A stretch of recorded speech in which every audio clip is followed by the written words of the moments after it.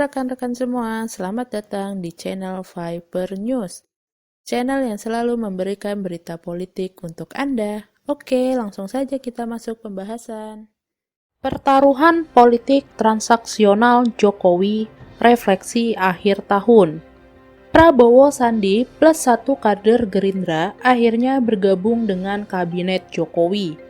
Yang paling terpukul memang kelompok EKS Kampret, yang sudah all out mendukung Prabowo Sandi di Pilpres 2019, sampai menyumbang materi, bahkan ada yang rela mendekam di penjara demi memperjuangkan Prabowo Sandi, tetapi justru dibalas dengan bergabungnya dalam satu kolam.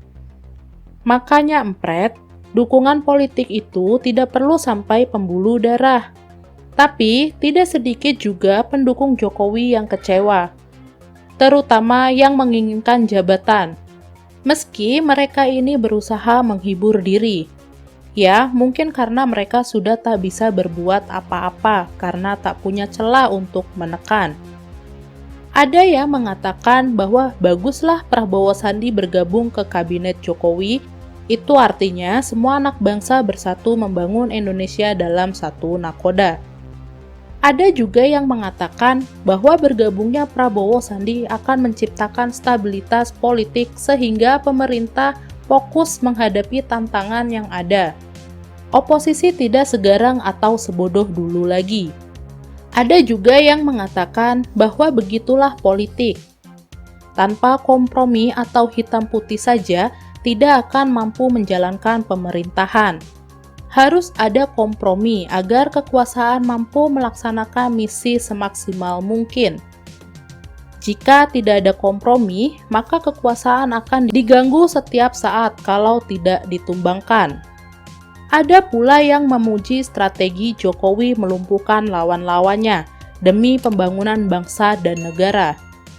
Adalah suatu kehebatan Jokowi mampu merangkul rival berat untuk bersatu membangun bangsa serta memecahkan kekuatan lawan khususnya radikalisme. Kelihatannya tampak wow, luar biasa dan sangat jitu. Saya memang cukup puas melihat EKS Kampret marah-marah, kesel, bahkan sampai ada yang minta retur sumbangan.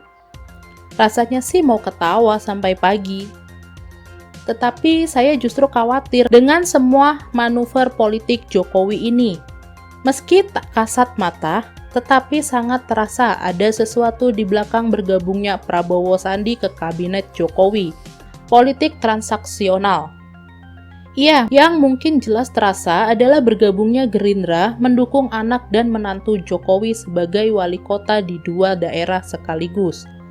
Dan pada saat yang sama, gempuran terhadap Jokowi tak sedahsyat pada periode pertama, terutama pada masa Pilpres 2019. Anak dan menantu pun didukung semaksimal mungkin oleh Gerindra. Pertanyaan besarnya, mungkinkah partai yang saban tahun menghantam Jokowi tiba-tiba berbalik mendukung Jokowi dan anak menantunya tanpa adanya transaksi politik? Praktis, hanya Fadlizon saja dari Gerindra yang konsisten dengan nyinyirannya untuk menambah nyinyiran dari Demokrat, PKS, dan kelompok radikalis plus barisan sakit hati. Kalau kata Fahri Hamzah, dengan bergabungnya Prabowo Sandi, maka oposisi kehilangan jantungnya untuk berdecak. Ya, memang begitu. Gerindra dan Prabowo adalah detak jantung oposisi. Prabowo masuk kolam, otomatis oposisi tak berdetak. Mungkin akan ada yang membantah bahwa Jokowi melakukan politik transaksional. Ya silahkan saja. Bagi saya, apa yang dilakukan Jokowi, entah kompromi politik, entah transaksi politik, sangat berbahaya bagi kelangsungan bangsa ke depan. Kalau tidak makin mundur, maka akan stagnan. Kenapa? Kekuasaan dan kekuatan politik Jokowi ada masanya. Kekuatan politik Jokowi sudah dibangun sejak awal berorientasi pada rakyat dan butuh waktu lama untuk mendapatkan kepercayaan rakyat itu. Sosok Jokowi cukup diakui integritasnya oleh mayoritas masyarakat Indonesia. Yang benci sampai ulu hati juga ada. tetapi tidak seberapa. Kalau sosok Jokowi itu sudah tidak ada atau yang karismanya sama dengan Jokowi tidak muncul, akan jadi apa politik bangsa ini di masa depan? Akan kembali ke zaman di mana masyarakat kehilangan pegangan. Masihkah kita ingat dengan revolusi mental? Yang saya pahami maknanya sebagai perubahan mental anak-anak bangsa, yang biasanya koruptif menjadi jujur berintegrasi, yang dulunya politik transaksional bagi-bagi jatah materi menjadi pemilih berdasarkan kualitas tanpa adanya embel-embel jatah atau balas budi pada partai, yang dulunya pejabat atau ASN asal kerja yang penting gajian, sekarang jadi yang penting kerja nanti gajian pasti datang. Masih ingatkah kita pada slogan tak punya beban? Yang saya pahami sebagai tak punya beban adalah mengambil kebijakan terbaik pada bangsa dan negara tanpa ada kompromi atau transaksi tukar tambah jabatan. Bila jabatan menteri ditukar dengan dukungan partai, maka sudah pasti entah partai entah menteri tersebut punya agenda tersendiri untuk kepentingannya. Mudah saja menilainya.